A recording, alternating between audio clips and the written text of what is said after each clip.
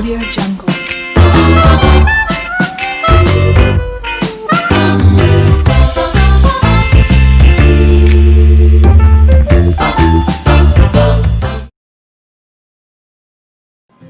बिस्मिल्लाहिर्रहमानिर्रहीम। अस्सलामुअलैकुम व्यूअर्स, क्या हाल है आप सबके। गर्मियों का सीजन है और कैरी का मौसम है, तो आज मैं आपको गर्मियों के लिहाज से एक निहायत ही रिफ्रेशिंग किस्म का ड्रिंक बताना सिखाऊंगी कैरी से, जिसे पी के वाकई में आप लोग की तबीयत खुश हो जाएगी। उसके लिए मेरे पास 4 अदद मैंने कैरी ली है। आप चाहे तो ज्यादा भी ले सकते हैं। ये तो सिर्फ मैं आपको प्रोसीजर बता रही हूँ कि किस तरह से आपने बनाना है। इसको मैंने छील लिया है।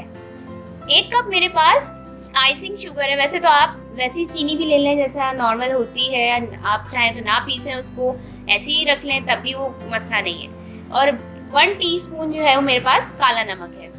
सबसे पहले हम क्या करेंगे, ये जो कैरी हमने छील के रखी है इसको हम बहुत सारे पानी के अंदर बॉईल करेंगे।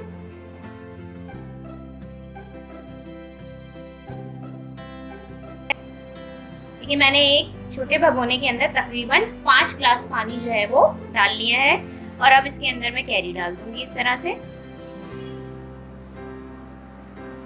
कुछ भी नहीं करना है, बहुत आसान तरीका है और आसानी से आपको एक रिफ्रेशिंग ड्रिंक जो है वो मिल जाएगा।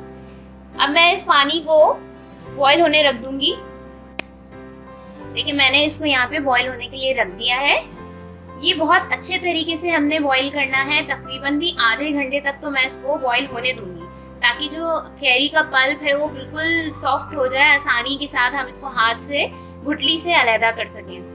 इस रिफ्रेशिंग ड्रिंक को हम लोग पन्ना भी बोलते हैं और कुछ कैरी का आप शोला भी बोलते हैं, और ये गर्मियों के लिहाज से बहुत ही मजेदार और रिफ्रेशिंग होता है। तो चलें देखते हैं आधे घंटे के बाद। कैरी को देखिए मैंने हाफ आवर बॉईल करने के बाद एक बोल में निकाल के बिल्कुल ठंडा कर लिया था। इस तरह से देखिए हमारी कैरी बिल्कुल गल चुकी है।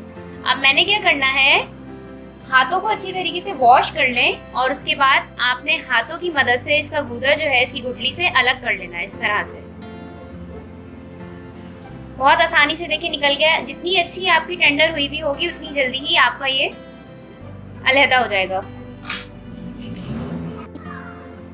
अब मैंने एक बोल ले लिया है बड़ा, और इस तरह से मैं इसके अंदर छन्नी जो है रख दूंगी। जो भी मैंने इस तरह से गूदा अलग किया था इसको मैं छानूंगी। आपने इसको इस तरह से रख के छान लेना है। ये देखिए सारा जितना भी पल्प है वो इस तरह से छानना है आपने, और साथ में इसको चम्मच से इस तरह से प्रेस करते जाना है ताकि आपका ये जाया ना हो और अच्छे तरीके से बिल्कुल बारीक होकर फिल्टर से आ जाए बाहर। देखिए इस तरह से थोड़ा थोड़ा पानी में शामिल करती जा रही थी और इस तरह से मैंने इसको मैश करके छान लिया है।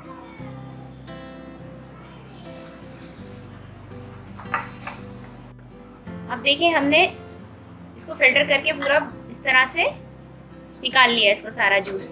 अब मैंने जो यहाँ पे चीनी रखी थी ये मैं इसमें शामिल कर रही हूँ और इसको मैं अच्छे से डिसॉल्व करूंगी इसके अंदर।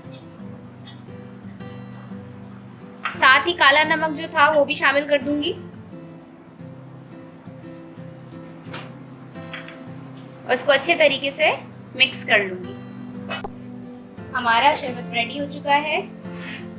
अब मैं इसको आपको सर्व करके दिखा रही हूँ। आप चाहे तो इसको अगर स्टोर करना है लॉन्ग, आपने तकरीबन हफ्ता 1.5 हफ्ता, तो उसको चीनी डाल के आपने अच्छे तरीके से खौला लेना है और उसके बाद ठंडा करके इसको बोतल में किसी भी जार में करके आपने फ्रिज में रख लेना है।